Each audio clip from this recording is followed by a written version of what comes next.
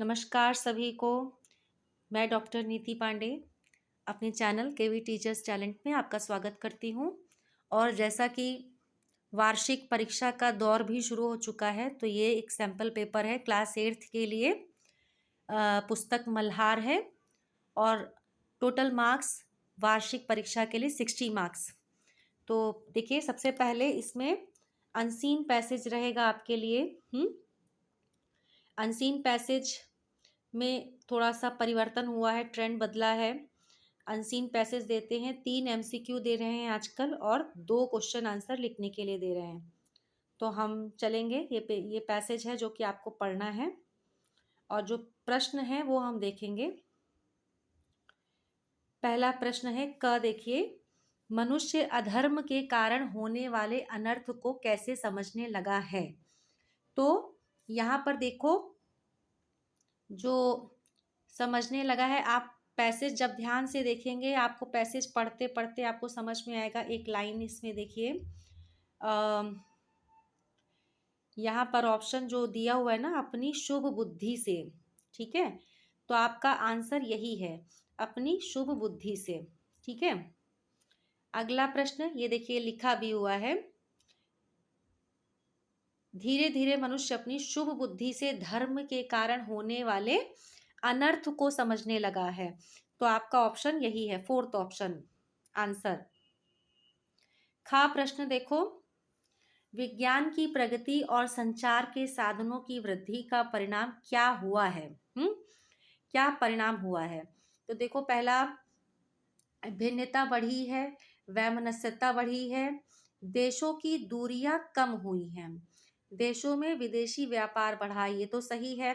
देशों में भिन्नता बढ़ी है नहीं, जब जो व्यापार है वो अगर बढ़ा है तो देशों में भिन्नता बढ़ी नहीं है, घटी है। जो तीसरा ऑप्शन है, देशों की दूरियां कम हुई हैं, ये आपका सही आंसर है, ठीक है। अब अगला देखिए, देश में आज भी कौन सी समस्या है। नफरत, वर्ण भेद, सांप्रदायिकता, अमीरी गरीबी। अगर देखा जाए तो कई सारी समस्याएं, इसमें मैचिंग बिल्कुल सही है, ठीक है। लेकिन इस पैसेज के हिसाब से सबसे बेस्ट ऑप्शन जो है वो सांप्रदायिकता है, ठीक है। सांप्रदायिकता के नाम पर आज भी कई जगह मतभेद, दीवारें, दंगे फसाद होते रहते हैं। तो ये तो ऑप्शन वाले 3 प्रश्न हैं। अब 2 प्रश्न लिखने वाले हैं। पहला, घ क्या है। मानवीय मूल्यों के प्रति जागरूकता उत्पन्न करने का साधन क्या है। तो मानवीय, देखो इसका ऑप्शन, इस घ प्रश्न का उत्तर आपको पैसेज में ही दिखेगा और आगे आप सॉल्यूशन भी देख सकते हैं, लास्ट में आपको सॉल्यूशन भी मिल जाएंगे सारे। तो मानवीय मूल्यों के प्रति जागरूकता उत्पन्न करने का साधन है शिक्षा। जब आप पैसेज ध्यान से पढ़ेंगे ना, देखो मैं थोड़ा स्क्रॉल करती हूँ, देखो लिखा हुआ पैसेज में लास्ट में देखो, मानवीय मूल्यों के महत्व के प्रति जागरूकता उत्पन्न करने का साधन शिक्षा है, ठीक है ना, शिक्षा का प्रसार। इसके बाद लास्ट प्रश्न देखो ना, समाज पर विज्ञान की प्रगति और संचार के साधनों की वृद्धि का क्या प्रभाव पड़ा है। तो यहाँ पर देखो, विज्ञान की प्रगति और संचार के साधनों में वृद्धि का प्रभाव ये हुआ है कि देशों की दूरियां कम हो गई हैं, ये बात सही है। लेकिन फिर भी मनुष्य में जो घृणा है, वैमनस्य है, ईर्ष्या है, द्वेष है, वो कमी, उसमें कमी नहीं आई है, लेकिन देशों की दूरियां जरूर कम हो गई हैं, ठीक है। तो ये आपको आंसर आगे रिटर्न में भी मिल जाएंगे, सोल्यूशन है इसमें आगे। अब देखो, सेकंड क्वेश्चन आपका आता है अपठित गद्यांश। हाँ, जग जीवन में जो चिर महान, ये पूरा पैसेज है। अब इसके प्रश्न देखिए, कवि ने चिर महान किसे कहा है। तो इस पैसेज में देखो लिखा ना, जग जीवन में चिर महान, सौंदर्य पूर्ण और सत्य प्राण। तो आपका ऑप्शन कौन सा है, तीसरा वाला, जो सत्य और सुंदर से संपूर्ण हो, चिर महान वही है, ठीक है। तीसरा ऑप्शन सही है इसमें। कवि कैसा प्रकाश बनना चाहता है? जिससे सब तरफ उजाला हो, अज्ञान का अंधकार दूर हो, जो जीने की शक्ति देता हो, या जिससे मनुष्य भेदभाव भुला कर एक हो जाए। तो देखो, मानव हित हो समान, है ना। इसमें इस पैसेज के हिसाब से यही आपका ऑप्शन है, चौथा वाला, जिसमें मनुष्य सभी भेदभाव को भुला करके एक हो जाए। फोर्थ ऑप्शन करेक्ट है इसमें। अब ग प्रश्न देखो, अखिल व्यक्ति का प्रयोग क्यों किया गया है? अखिल व्यक्ति का प्रयोग इसीलिए किया गया है क्योंकि विश्व के सारे व्यक्तियों की बात की गई है इसमें। पहला ऑप्शन, ठीक है, पहला ऑप्शन ही सही है इसमें। फिर घ देखो, कविता में कवि ने अंत में विस्मयादि बोधक चिन्ह का प्रयोग किया गया। ये देखो, विस्मयादि बोधक चिन्ह लगा है ना लास्ट लाइन में।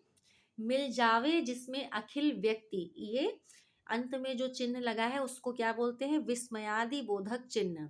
ऐसा क्यों किया है? तो इसमें कवि, जब हम कहीं पर अपनी इच्छा प्रकट करते हैं, हाव भाव मनोभाव प्रकट करने के लिए ये चिन्ह का प्रयोग होता है। तो दूसरा ऑप्शन सही है, ठीक है। अब अगला देखो, ड क्वेश्चन, कविता का मूल भाव क्या है? तो मूल भाव यही है, कल्याण, विश्व का कल्याण, ठीक है, यही इसमें मूल भाव है। अब अगला देखो, व्याकरण पोर्शन शुरू हो रहा है। व्याकरण जो है अभी आपका नए पैटर्न के हिसाब से आ रहा है, 12 क्वेश्चन आपके व्याकरण के हैं। तो मैंने प्रयास किया है, जो आपका जो भी सिलेबस है, ठीक है, उस सिलेबस के अकॉर्डिंग हरिद्वार चैप्टर से आप अपनी तैयारी शुरू करिएगा, ठीक है। और हरिद्वार चैप्टर से आप अंत तक पढ़िए, तरुण के स्वप्न तक, ठीक है। अब देखो, पहला क्वेश्चन है व्याकरण में, मुहावरों का अर्थ बताकर वाक्य में प्रयोग करिए। अब देखो, चौपट हो जाना, हाथ पैर सुन्न हो जाना, थैली गर्म करना, 3 मुहावरे हैं, तीनों का ही प्रयोग करना है। अर्थ पहले बताएंगे आप, फिर आप उसका सेंटेंस बनाएंगे, वाक्य निर्माण करेंगे। चौपट हो जाना मतलब खत्म हो जाना, नष्ट हो जाना। तो इन सब का वाक्य और अर्थ पूरा आगे आपको सोल्यूशन मिल जाएगा। वैसे मैं जो आगे है वो बता देती हूँ कि राहुल की लापरवाही के कारण उसका व्यापार चौपट हो गया, मतलब नष्ट हो गया। फिर हाथ पैर सुन्न हो जाना, हाथ पैर सुन्न हो जाना मतलब बहुत ही ज्यादा घबरा जाना, ठीक है। माँ के बेहोश हो जाने पर सीता के हाथ पैर सुन्न हो गए। ये मैं अपनी तरफ से वाक्य आपको बता रही हूँ। थैली गर्म करना मतलब रिश्वत देना, ठीक है। जमींदार साहब को अपना केस जीतने के लिए वकीलों की थैली गर्म करनी पड़ी, ठीक, ये हो जाएगा। अब ख क्वेश्चन क्या है ग्रामर में? इसमें है की या फिर की। एक तो क में बड़ी की मात्रा की, या फिर की छोटी की मात्रा, उसमें जो भी प्रॉपर शब्द है वो आपको लगाना है। पोती हमेशा कहती थी डैश, वह अपने घर में ही खाना खाएगी। तो यहाँ पे कौन सा शब्द आएगा? की, छोटी की, जिसमें छोटी की मात्रा लगी है। पोती हमेशा कहती थी की। फिर दूसरा देखो, वृद्धा के मन, अब यहाँ पे क्या होगा? की, मन की पीड़ा उसकी आंखों से झलक रही थी। क में बड़ी की मात्रा। अब नीचे देखो, नीचे वाक्यों का काल बताइए। वृद्धा ने जमींदार से झोपड़ी वापस करने की प्रार्थना की। तो ये भूतकाल का वाक्य है। भूतकाल मतलब पास्ट टेंस, जिसमें कि पुराने समय में कोई बात कही गई हो। अब अगला देखो, जब पोती झोपड़ी में जाएगी तभी खाना खाएगी, ठीक है। अब ये क्या हो गया? भविष्य काल। गा गी गे जहां भी आता है क्रिया में वो हो जाता है भविष्य काल। ओके, लिखा ना, जाएगी खाएगी। ओके, तो ये फ्यूचर टेंस है, यानी कि भविष्य काल। अब अगला देखो ग्रामर। नीचे दिए गए शब्दों का संधि विच्छेद। विद्यालय, विद्या प्लस आलय, ठीक। सूर्योदय, सूर्य प्लस उदय।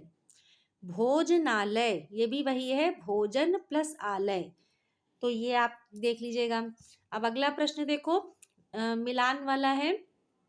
मिलान वाले अभ्यास बहुत सारे हैं आपके एक्सरसाइज में, आपकी टेक्स्ट बुक में, आप सबको बहुत ध्यान से पढ़ लीजिएगा।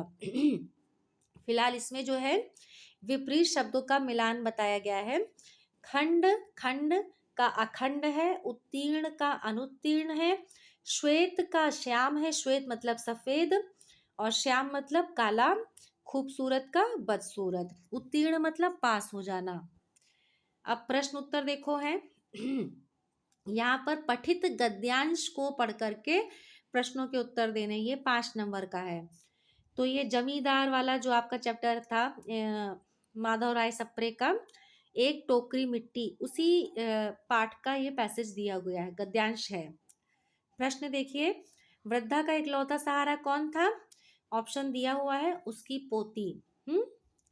फिर जमींदार के महल के पास किसकी झोपड़ी थी? तो वो है वृद्ध महिला की। ठीक है। प्रस्तुत गद्यांश किस पाठ से लिया गया है? अभी मैंने नाम बताया ना, एक टोकरी भर मिट्टी। फिर प्रस्तुत पाठ के लेखक कौन है? वो है माधव राय सप्रे। ठीक है। जमींदार को अपना महल कहाँ तक बढ़ाने की इच्छा हुई? तो जमींदार को अपना महल वृद्धा की झोपड़ी तक बढ़ाने की इच्छा हुई। ये 5 क्वेश्चन हो गए जो कि पूरी तरह से एमसीक्यू हैं। अब पठित पद्यांश को पढ़कर प्रश्नों के उत्तर दीजिए।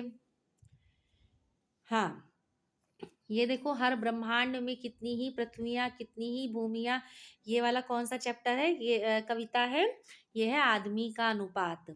ठीक है। अब दो दुनिया किसने रचाई है? मनुष्य, पशु पक्षी, देश किसी ने नहीं।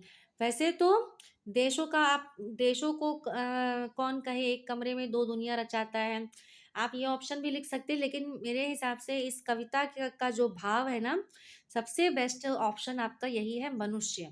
क्योंकि देश भी केवल दीवारों से नहीं बनता, देश मनुष्यों से बनता है ना, नागरिकों से। तो 2 दुनिया रचाने वाला मनुष्य है। मनुष्य का स्वार्थी स्वभाव। मनुष्य किसका स्वामी बनना चाहता है?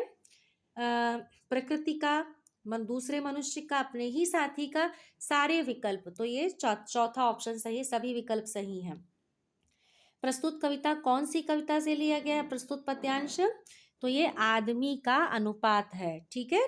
इसके बाद देखिए प्रस्तुत कविता के कवि का नाम, तो वो है गिरिजा कुमार माथुर। तो ये हो गया। फिर देखो नेक्स्ट, कविता का मुख्य भाव क्या है? करुणा, आक्रोश, व्यंग, प्रसन्नता। इसमें मुख्य भाव व्यंग है, सटायर। ठीक है। कवि यहाँ पर मनुष्य पर, आज के वर्तमान सोच पर व्यंग करता है। तो ये हो गया।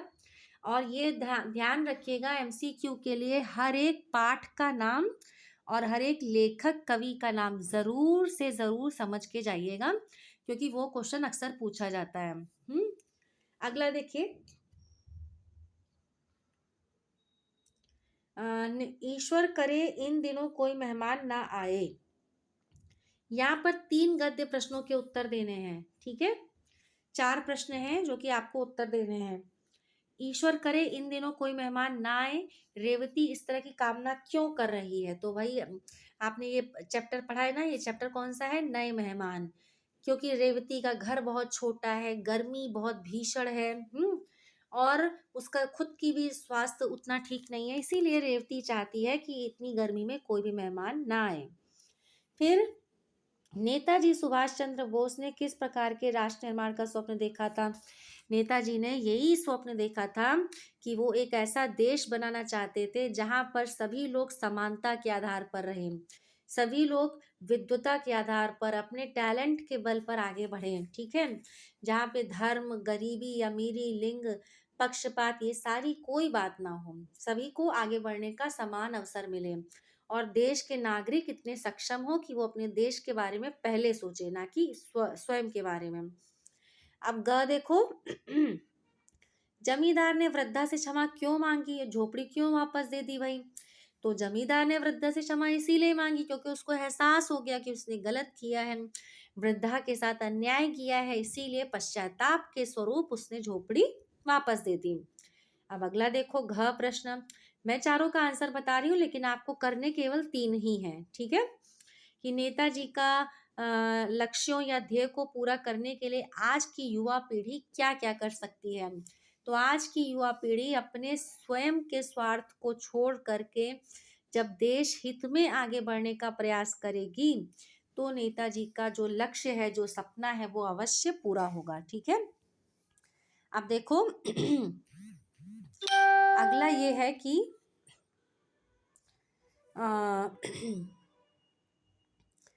कविता में सपनों को हाँ, 3 पद्य प्रश्नों के उत्तर दीजिए। कविता में सपनों की गति बांधने की बात क्यों कही गई है? सपनों को बांधना मतलब व्यक्ति का आगे ना बढ़ पाना। कवि ने इसीलिए ये बोला है कि सपनों को बांधने से व्यक्ति आगे की ओर उन्नति नहीं कर पाता है, इसलिए सपनों को उड़ने देना चाहिए। ठीक है? फिर अगला देखो, अगला क्या है? कविता में जो जैसी संगति करे सो तैसा फल खाए। हमारे विचारों और कार्यों पर संगति का क्या प्रभाव पड़ता है? उदाहरण सहित बताइए। मतलब सीधी सी बात है, अगर हम अच्छी संगत करेंगे तो हमारा भी जो व्यक्तित्व है वो अच्छा होगा, महान होगा। और अगर हमारी संगत खराब है तो वैसे ही हम भी बन जाएंगे। ये हो गया। अब जा तेरे स्वप्न बड़े हों, इसका मतलब क्या है? ये आशीर्वाद कविता की पंक्ति है कि कवि ये कह रहा है कि स्वप्न बड़े होना मतलब जब स्वप्न बड़े होंगे तभी व्यक्ति आगे बढ़ने की ओर उत्सुक होगा, प्रेरित होगा। ठीक है? तो इस कविता में इस पंक्ति में कविता का पूरा भाव है, पूरा सार है। अब देखो, बड़ा हुआ तो क्या हुआ? जैसे पेड़ खजूर, इसमें बड़ा होने के साथ साथ मतलब धनी होने के साथ साथ कौन सी विशेष बातें होनी चाहिए मनुष्य में? सबसे पहले मनुष्य में मनुष्यता का होना, दया का होना, प्रेम का होना, सहानुभूति का होना आवश्यक है ना? तभी मनुष्य एक अच्छा इंसान बन सकता है, तभी उसकी जो संपन्नता होती है वो सफल कही जाती है। तो यहाँ तक तो आपके प्रश्नोत्तर हो गए। इसके बाद देखो पत्र है। पत्र, संवाद और अनुच्छेद, ये 3 चीज़ें और बची हैं। तो पत्र देखो, पत्र औपचारिक अनौपचारिक दोनों ही आएगा। ठीक है? औपचारिक पत्र मैंने जो लिखा है कि प्राचार्य महोदय को पत्र लिखना है अपने पुस्तकालय में कुछ और हिंदी पत्रिकाएं मंगवाने के लिए, तो वो है। और अगला है अनौपचारिक पत्र, आपकी परीक्षाओं पर आपके पिता की सफलता पर आपके पिताजी ने एक उपहार दिया है, तो उपहार के लिए पिताजी को धन्यवाद देते हुए एक भावपूर्ण पत्र लिखना है। ठीक है? तो वो अभी आप आगे अभी देखेंगे। अनुच्छेद के 3 इंपॉर्टेंट टॉपिक्स मैंने बताए हैं। कंप्यूटर शिक्षा का महत्व, पर्यावरण सुरक्षा, जीवन का उद्देश्य। 2 विषय हैं, दोनों में से मैंने एक सैंपल के रूप में एक आपका संवाद दिया हुआ है। अपनी माता को गर्मियों की छुट्टियों के बारे में मतलब अपनी योजनाओं के बारे में बताते हुए संवाद लिखिए। तो ये जो आप मेहरून कलर की स्याही से देख रहे हैं वो सब सॉल्यूशंस हैं, बहुत ही ध्यान से देख लीजिएगा।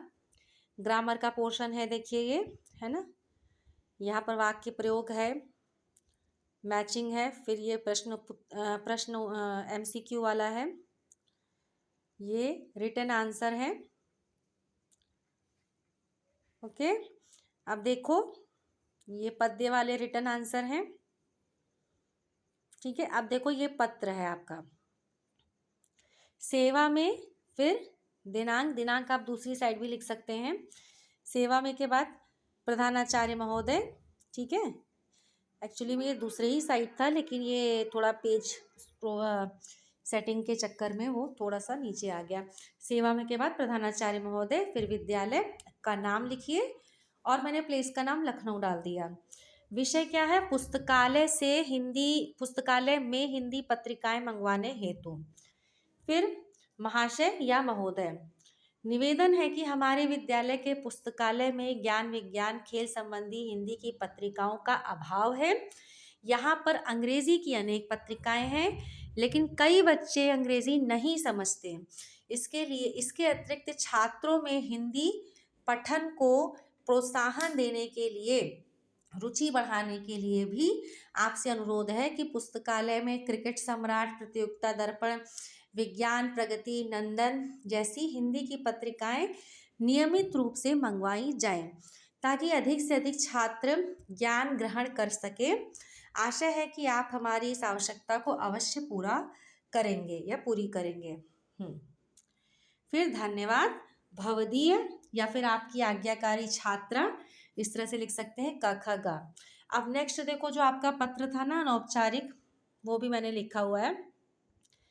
पहले आपने अपना पता डाल दिया, फिर पूज्य पिताजी, पिताजी को पत्र लिखना था ना। सादर प्रणाम, मेरी परीक्षाओं की सफलता पर आपके द्वारा दिया गया बधाई संदेश तथा एक सुंदर हाथ घड़ी का उपहार मिला। आपके द्वारा दिया गया ये उपहार मेरे सभी मित्रों सहपाठियों को भी काफ़ी पसंद आया। ये सदैव मुझे समय पर अनुशासन के साथ चलने की शिक्षा देगा। यह हमेशा जीवन में मुझे आगे बढ़ते रहने की ओर प्रेरित करेगा। आपके द्वारा दिया गया उपहार मुझे आपके स्नेह का स्मरण कराता रहेगा। ये उपहार मेरे लिए आपका आशीर्वाद स्वरूप है। आप और माताजी मेरे जीवन के परम आदर्श हैं। आपकी पुत्री क ख ग। अब ये देखो, नेक्स्ट कंप्यूटर शिक्षा का महत्व। मैंने एक ही टॉपिक पे पैसेज लिखा है। आपके पास 3 टॉपिक रहेंगे जो मैंने दिए हैं, ठीक है। आप उसमें से प्रैक्टिस कर सकते हैं। और फिर ये संवाद है, ठीक है। तो इस तरह से ये आपका, आप पैसेज भी पढ़ लीजिए। आज के युग में कंप्यूटर शिक्षा का बहुत महत्व है। शिक्षा, व्यापार, स्वास्थ्य, संचार, मनोरंजन जैसे क्षेत्रों में कंप्यूटर का उपयोग आवश्यक हो गया है। इसीलिए कंप्यूटर शिक्षा हर व्यक्ति के लिए आवश्यक है। ये शिक्षा न केवल छात्रों को रोजगार के अवसर प्रदान करती है, बल्कि उन्हें आत्मनिर्भर भी बनाती है।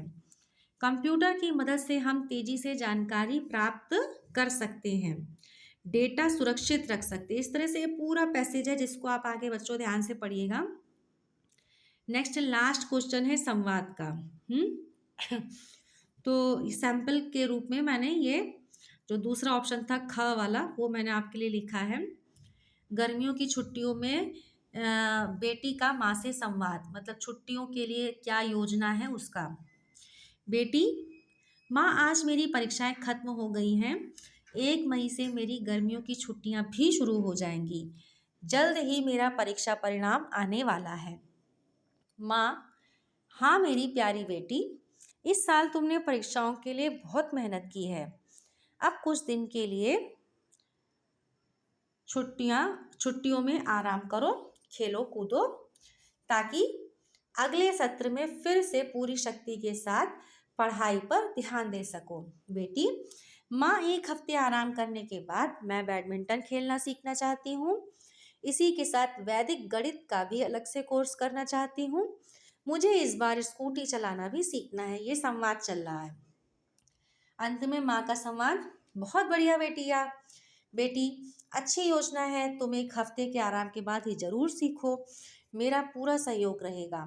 अपने समय को ठीक ढंग से उपयोग करना ही समझदारी है। तो ये संवाद हो गया। इस तरह से ये प्रश्न पत्र एक सैंपल प्रश्न पत्र है। उम्मीद है इससे बच्चों को बहुत हेल्प मिलेगी। ये 8th क्लास बहुत ही इम्पोर्टेंट है बच्चों के लिए, क्योंकि इसमें KVS के अंतर्गत डिटेंशन पॉलिसी आ चुकी है। तो बच्चे बहुत ही अलर्ट रहें, ध्यान रखें, ठीक है। और इसी के साथ मैं इस वीडियो को समाप्त करती हूँ। फिर किसी वीडियो में ज़रूर मिलूँगी।